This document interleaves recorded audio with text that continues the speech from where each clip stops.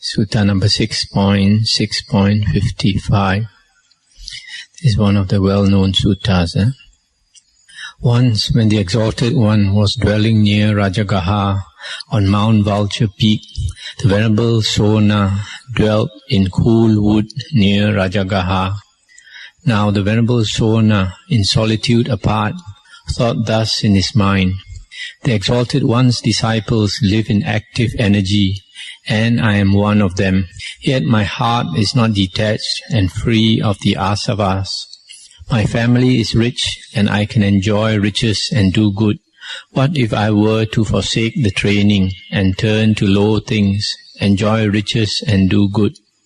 And the Exalted One, knowing in his own heart the Venerable Sona's thoughts, as a strong man might stretch his bent arm or bend his stretched arm, left Mount Vulture Peak and appeared in cool wood before the Venerable Sona. And when his seat was ready, the Exalted One sat down, and the Venerable Sona, after saluting, also sat down at one side. And the Exalted One said to him, so seated, Sona, did you not thus think in your heart? The Exalted One's disciples live in active energy, and I am one of them. Yet my heart is not detached and free of the asavas. What if I were to forsake the training and turn to low things? Yes, Lord. What think you, Sona? Were you not in the old days at home, clever at the lutes, string, music? Yes, Lord. And what think you, Sona, when your lutes, strings were overstrung? Was your lute then tuneful and playable? No, indeed, Lord. And what think you, Sona, when your lute strings were overlaxed? Was your lute then tuneful and playable? No, indeed, Lord. But when, Sona, your lute strings were neither overstrung nor overlaxed, but keyed to the middle pitch, was your lute then tuneful and playable? Surely, Lord. Even so, Sona, energy when overstrung ends in flurry or restlessness, when overlaxed in idleness. Wherefore, Sona, stand fast in the mean of energy, pierce the mean in the use of the faculties, and therein grasp the real worth. Yes, Lord. And the Exalted One, after charging the Venerable Sona with this counsel, as a strong man might bend his arm to and fro, left cool wood and appeared on Mount Vulture Peak. And presently the Venerable Sona stood fast in the mean of energy, pierced the mean in the faculties, and grasped therein the mark, and living alone, secluded, earnest, ardent, resolute, entered and abode, not long after, here amid things seen, by his own power, in the realization of that end, above all, of the holy life, for the sake of which clansmen rightly go forth from the home to the homeless life. And he knew, birth is ended, the holy life lived, done is what was to be done, there is no more of this to come. And the Venerable Sona was numbered among the Arahants. Then, having won to Arahantship, the Venerable Sona thought, suppose I visit the Exalted One and declare knowledge near him. And he went to the Exalted One, saluted him and sat down at one side. And so seated he said, Lord, the Arahant monk who has destroyed the asavas, lived the life, done what was to be done, set down the burden, won self-will, shattered life's fetter, and is freed by perfect knowledge, has applied himself to 6 things, to dispassion, detachment, harmlessness, destroying craving, destroying grasping, and to non-delusion. Perhaps, Lord, some venerable person may think, could it be that this venerable man has applied himself to dispassion, relying on mere faith alone? Let him not think so. Lord, the asava-freed monk who has lived the life, done what was to be done, who sees not in himself to be done, not to be added to what has been done, by the fact of being passionless, has applied himself to dispassion by destroying passion, by the fact of being without hatred, has applied himself to dispassion by destroying hatred, by the fact of being delusion, has applied himself to dispassion by destroying delusion. Or he may think, could it be that this venerable man has applied himself to detachment while hankering after gains, favors and flattery, to harmlessness while backsliding from the true, clinging to rules and rituals, to destroying craving, to destroying grasping, to non-delusion while clinging to rules and rituals. Let him not think so. Lord, the asava-freed monk, by the fact of being without passion, hatred, delusion, has applied himself to detachment, harmlessness, destroying craving, destroying grasping, non-delusion, by destroying passion, hatred, and delusion. Lord, if objects cognizable by the eye come very strongly into the range of vision of a monk, wholly freed in mind, they obsess not his mind, and his mind is untroubled, firm, having won to composure, and he marks their set. So too, sounds cognizable by the ear, smells by the nose, tastes by the tongue, contacts by the touch, and thoughts by the mind. He marks their setting. Imagine, Lord, a mountain crag or rock, cleftless, chasmless, massive, and a squall were to come very strongly from the east. It would not shake, nor rock, nor stir that crag. Or were a squall to come from the west, from the north, from the south, it would not shake, nor rock, nor stir it. Even so, Lord, if objects cognizable by the eye come very strongly into the range of a monk's vision, one wholly freed in mind, they obsess not his mind, and his mind is untroubled, firm, having won to composure, and he marks their setting. So too of sounds, smells, tastes, touches, and thoughts. That's the end of the sutta. This is one of the well-known suttas, and it's also mentioned in the Vinaya about this monk. This monk is called Sona Kolivisa, and he was supposed to come from a very rich family, and he was so delicate that it seemed that at the soles of his feet, at the bottom of his feet, hair grew. That is what is stated in the books. And after he became a monk, he was very diligent in practicing, and he tried not to sleep at night. And whenever he was tired or sleepy, he would walk. And he walked so much that his delicate feet broke, was cut, and he bled. And he bled so much that in the morning when they look at the place where he walked meditation, it was so blood-stained that they thought he was like somebody had just slaughtered a cow or something there. And in spite of all his hard work, he was not yet an arahant. So because of putting too much energy, he lost heart, and he thought of disrobing. So the Buddha came to him and told him that as a layman he used to play the guitar. So the Buddha said if the guitar strings were too tight, it would not sound well. And if it was too loose also, it would not sound loud. But if it was tuned to the middle pitch, then it would sound very well. So the Buddha advised him to practice the middle path, and he did so, and soon enough he became an arahant. And when he became an arahant, like those other arahants, they don't come and say that I have become an arahant. They just declare knowledge by saying how arahant sees things as they really are. Now the next sutta is 6.56. Now at that time the Venerable Paguna was sick, ailing, very ill, and the Venerable Ananda went to the Exalted One, saluted and sat down at one side. So seated he said to the Exalted One, Lord, the Venerable Paguna is sick, ailing, very ill. Good were it, Lord, if the Exalted One were to go and see the Venerable Paguna out of compassion. And the Exalted One consented by silence. Then in the evening, after he had come from solitude, the Exalted One visited the Venerable Paguna. And the Venerable Paguna saw him coming when he was some way off, and stirred on his bed. But the Exalted One spoke to him and said, Enough, Paguna, stir not on your bed. Are there not these seats here prepared already? I will sit here. And he sat down on the seat prepared. I'll just stop here for a moment. This Bhaguna, although he was very sick, when he saw the Buddha coming, he tried to get up on his bed. And these and other suttas show that the Buddha's disciples had a lot of love in addition to respect for the Buddha. And the sutta continues. So seated, the Exalted One said, I hope, Bhaguna, you are bearing up, keeping going, that your aches and pains grow less, not more, that there are signs of their growing less, not more. Lord, I can neither bear up nor keep going. My aches and pains grow grievously more, not less, and there are signs of their growing more, not less.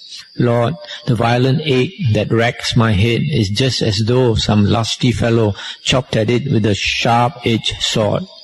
Lord, I can neither bear up nor keep going. My pains grow more, not less, and there are signs of their growing more, not less. Lord, the violent pain in my head is just as though some lusty fellow clapped a stout leather strap about it. Lord, I cannot bear it. Lord, the violent stab that shoots through my stomach is just as though a skillful butcher or his apprentice cut it with a carving knife. Lord, I cannot bear it. Lord, the fever of my body is just as though a couple of lusty fellows had seized a weakling by his limbs and toasted him and roasted him over a fire pit. Lord, I cannot bear it, etc., etc. And there are signs of the pains growing worse. So the Exalted One instructed him, roused him, gladdened him, and comforted him with Dhamma talk, then rose from his seat and departed. Now not long after the Exalted One's departure, the Venerable Bhaguna died, and at the time of his death, his faculties were clear and calm. Then went the Venerable Ananda to the Exalted One, saluted him and sat down at one side. So seated he said, Lord, not long after the Exalted One left, the Venerable Bhaguna died, and at that time his faculties were clear and calm. But why, Ananda, should not the faculties of the monk, Bhaguna, have been clear and calm? The monk's mind, Ananda, had not been wholly freed from the 5 lower fetters, but when he heard that Dhamma teaching, his mind was wholly freed. There are 6 advantages, Ananda, in hearing Dhamma in time, in testing its goodness in time. What 6? Consider, Ananda, the monk whose mind is not wholly freed from the 5 lower fetters, but when dying is able to see the Tathagata. The Tathagata teaches him Dhamma, lovely in the beginning, lovely in the middle, lovely in the end, its goodness, its significance, and also makes the holy life wholly fulfilled, perfectly pure. When he has heard that Dhamma teaching, his mind is wholly freed from the 5 lower fetters. This, Ananda, is the first advantage in hearing Dhamma in time. Or, though not just able to see the Tathagata, sees his disciple who teaches him Dhamma and makes known the holy life, etc., then is his mind wholly freed.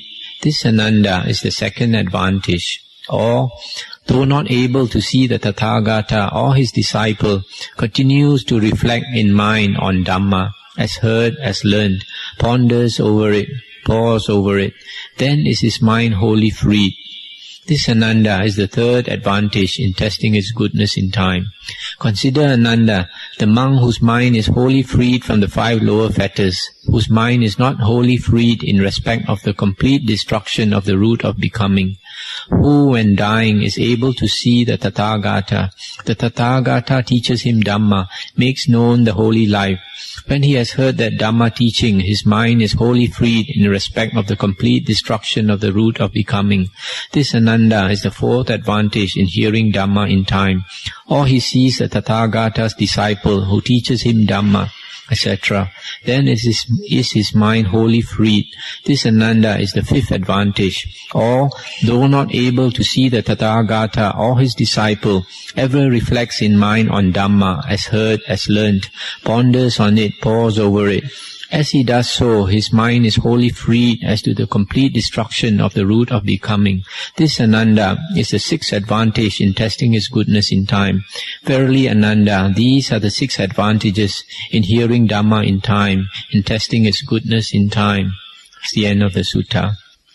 So in this sutta we find that this Venerable Phaguna, he was suffering so much that the way he described the pains in his body, you can imagine the pain that he suffered. And in the suttas, the Buddha said that, and even an Arya has to suffer bodily pains. A Putujana suffers both bodily pains as well as mental pains, but an Arya does not suffer mental pains because he accepts things as they are, as they come, because he knows life, anicca, everything changes. But still, like this monk here, he suffered so much bodily pain. And then when he died, the Buddha said that initially he had not been wholly freed from the 5 lower fetters. That means he was not yet anagami. He could have been Sotapanna or Sakadagami, but after hearing the Buddha's teaching, his mind was wholly freed from the 5 lower fetters.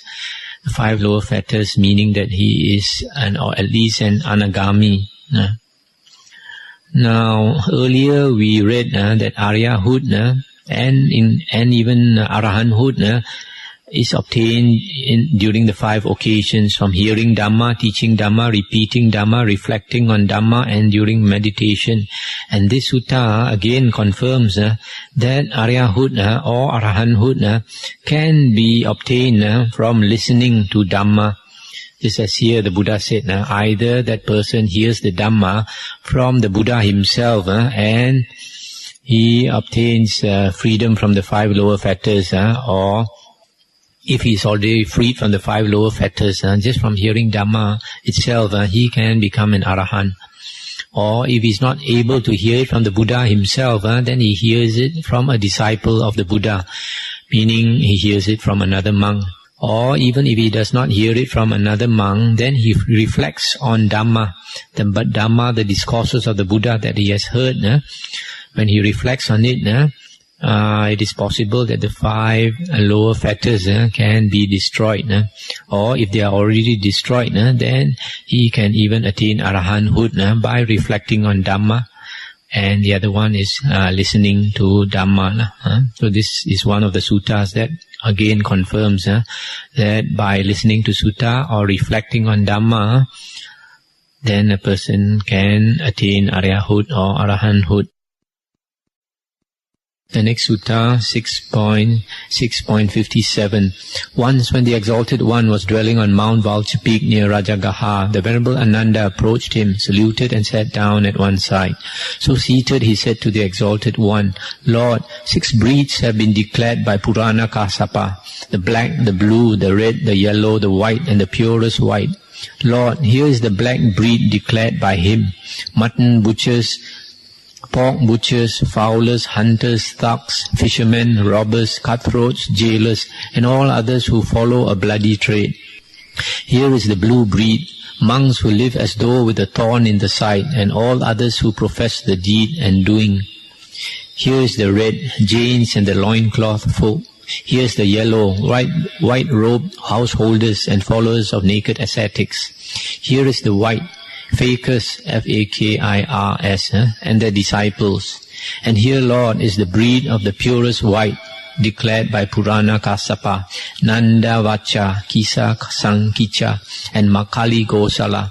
Lord, these are the 6 breeds declared by him. I just stop here for a moment to comment. This Purana Kassapa is one of the well-known leaders of the external sect ascetics. There were 6 during the time of the Buddha who were quite well known. Purana Kassapa was one of them. And all these 6 had wrong views. And here he's saying that there are 6 types of persons. And he mentioned the blue are the monks who live as though with a thorn in the side, and all others who profess the deed and doing. That means those who believe in karma, doing the action or the deed is karma. But like this person probably does not believe in karma, And then Jains and the loincloth. Jains are those naked ascetics, but they put a small little loincloth to cover their private part. And these are the Jains. There are some others who are totally naked, but the Jains just use a small cloth to cover. And then he mentions another three, Nanda, Vacha, Skisa, Sankicha, and Makali Gosala, and these are all with wrong views. Then the Buddha said, but what Ananda? Does the whole world agree with Purana Kassapa in this declaration of his? Ananda replied, certainly not, Lord. Well, Ananda, just as men might thrust a piece of meat on some poor, needy, unwilling wretch, saying, here, sir, eat this meat and pay for it too. Even so is Purana Kassapa's declaration to these recluses and Brahmins made without their consent, as though by a foolish, witless numbskull lacking common sense.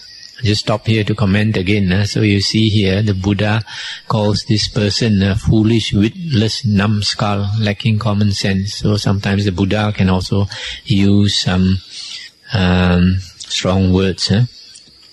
Then Buddha continued, I verily, Ananda, will declare the 6 breeds. Here, give heed, I will speak.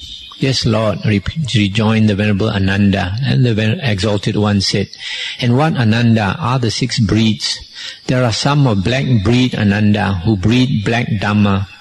Some of black breed who breed white Dhamma. Some of black breed who breed Nibbana, neither black nor white. There are some of white breed who breed white Dhamma, some of white breed who breed black Dhamma, and some of white breed who breed Nibbana, neither black nor white.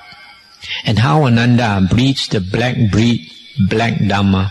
Consider, Ananda, one reborn in a low caste clan, pariah, hunter, weaver, wheelwright, sweeper, in a poor family where food and drink are scarce, life is hard, clothing and livelihood hard to come by. He is ugly, ill-featured, misshapen, and much afflicted, being blind, or deformed in hand, or lame, or crippled, and is no recipient of food, drink, clothes, carriages, flowers, scents, ointments, bed, lodging, or lighting. And suppose he wayfares in the wrong way in deed, thought, and word. On the breaking up of the body after death, he arises in the wayward way, the ill way, the abyss, hell. Thus, Ananda, some of the black breed black Dhamma. And how Ananda breeds the black breed white Dhamma. Consider again one born in a low caste clan, etc. That means pariah, hunter, weaver, wheelwright, sweeper in a poor family where food and drink are scarce, life is hard, etc. Who walks in the right way in deed, word and thought. On the breaking up of the body after death, he arises in the good way, the heaven world. Thus Ananda, some of the black breed white Dhamma. And how Ananda breeds the black breed Nibbana, neither black nor white.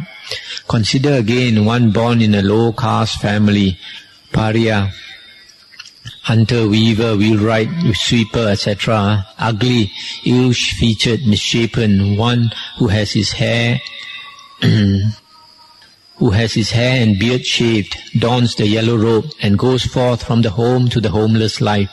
Thus gone forth, he rids himself of the 5 hindrances, which weakens the mental defilements by insight, becomes firmly fixed in the 4 intense states of mindfulness, makes become the 7 factors of enlightenment as they are, and breeds Nibbana, neither black nor white.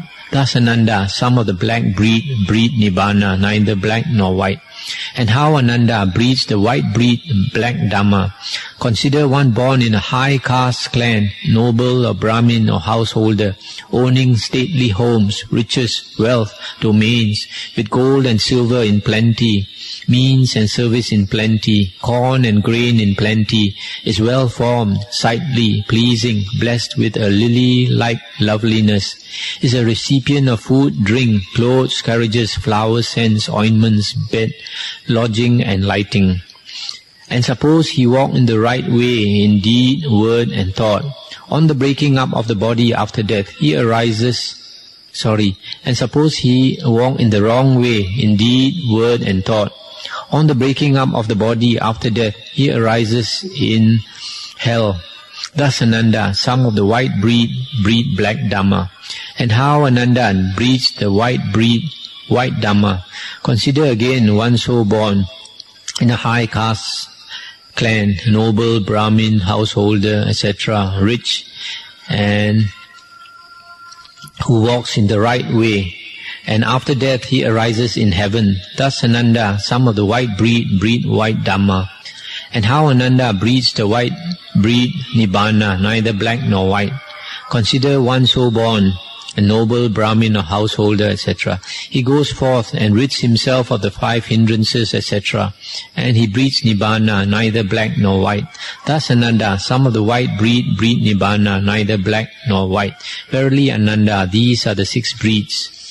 That's the end of the sutta. So here the Buddha is talking about the 6 types of persons. One who comes from the black breed, that means a very low background, born in a low caste clan, as well as being very poor. He is also ugly looking, etc. And then if he walks the wrong way, the ill way, then he ends up in the woeful plains. So there's the black breed breeding black Dhamma.